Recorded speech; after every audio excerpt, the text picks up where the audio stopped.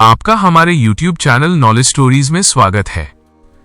रक्तगढ़ का विशाल किला अब खंडहर बन चुका था, लेकिन उस मलबे से उठती आग की लपटें वीर के दिल में लगी प्रतिशोध की आग से कम थीं। आदित्य की हालत स्थिर थी, पर उसकी कलाई पर चमकता वो सर्पचंद्र का चिन्ह अब धीरे धीरे लाल पड़ने लगा था। किले की उस गुप्त सुरंग की दूसरी ओर पहाड़ियों के बीच एक प्राचीन गुफा में भानु प्रताप बदहवासा पहुंचा।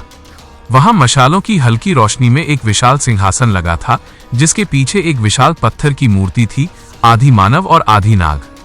क्षमा करें प्रभु, मैं रक्तगढ़ नहीं बचा सका। भानु प्रताप घुटनों के बल गिर पड़ा। तभी अंधेरे से एक गूंजती हुई आवाज आई। किला तो केवल एक मोहरा था भानु प्रताप, असली खेल तो आदित्य के रक्त में शुरू हो चुका है। वो कालकेतु था, जिसका चेहरा अब भी नकाब के पीछे छिपा था। उसने एक काले तरल से भरा प्याला भानु प्रताप की ओर बढ़ाया। इधर शिविर में आर्यभट्ट आदित्य की कलाई के उस चिन्ह की जांच कर रहे थे। उन्होंने अपनी पुरानी पांडुलिपियों के पन्ने पलटे और अचानक उनके हाथ कांपने लगे। वीर, ये साधारण विष नहीं है, ये रक्त बीज मंत्र का प्रभाव है। जैसे जैसे सूरज ढलेगा, ये चिन्ह आदित्य के प्राण सोखता जाएगा और उसकी शक्ति कालकेतु तक पहुंचती जाएगी। वीर की मुट्ठियां भिंच गईं। इसका कोई तो उपाय होगा आचार्य। सिर्फ एक, आर्यभट्ट ने गंभीरता से कहा।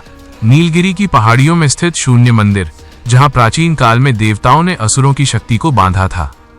लेकिन वहां जाने का रास्ता केवल वो जान सकता है जिसने कालकेतु की कैद देखी हो। तभी कालिया, जो अब तक शांत खड़ा था, आगे आया। उसकी आंखों में एक अजीब सा दर्द था। राजकुमार, मैं आपको वहां ले जा सकता हूं। कालिया की आवाज भारी थी। मैं कभी कालकेतु का ही एक रक्षक था, जिसे उसने धोखा देकर मरने के लिए छोड़ दिया था। नीलगिरी की गुफाओं में मायावी जाल बिछा है, जिसे केवल एक रक्षक ही भेद सकता है। वीर असमंजस में था। क्या वो कालिया पर भरोसा कर सकता है? क्या ये कालकेतु की कोई और चाल है? तभी शिविर के बाहर घोड़ों की टापें सुनाई दी। वीर बाहर भागा तो देखा कि काली पोशाक पहने दर्जनों घुड़सवार, जिनकी आंखों से नीली रोशनी निकल रही थी, आक्रमण कर चुके थे। वे साधारण सैनिक नहीं, बल्कि छाया योद्धा थे, जिन्हें तलवार से काटा नहीं जा सकता था। इन्हें मारना असंभव है वीर, ये परछाइयां हैं। आर्यभट्ट चिल्लाए। वीर ने अपनी तलवार वज्र निकाली और तभी उसे याद आया कि वज्र केवल लोहे की तलवार नहीं, बल्कि बिजली की शक्ति से चलती है। उसने तलवार को ऊपर उठाया और आकाश की बिजली को आमंत्रित किया। क्या वीर अपनी बिजली की तलवार से उन छाया योद्धाओं को रोक पाएगा? क्या कालिया वीर को सुरक्षित नीलगिरी तक पहुंचा पाएगा? और क्या आदित्य के पास बचने के लिए पर्याप्त समय है? जानने के लिए देखिए हमारा अगला एपिसोड।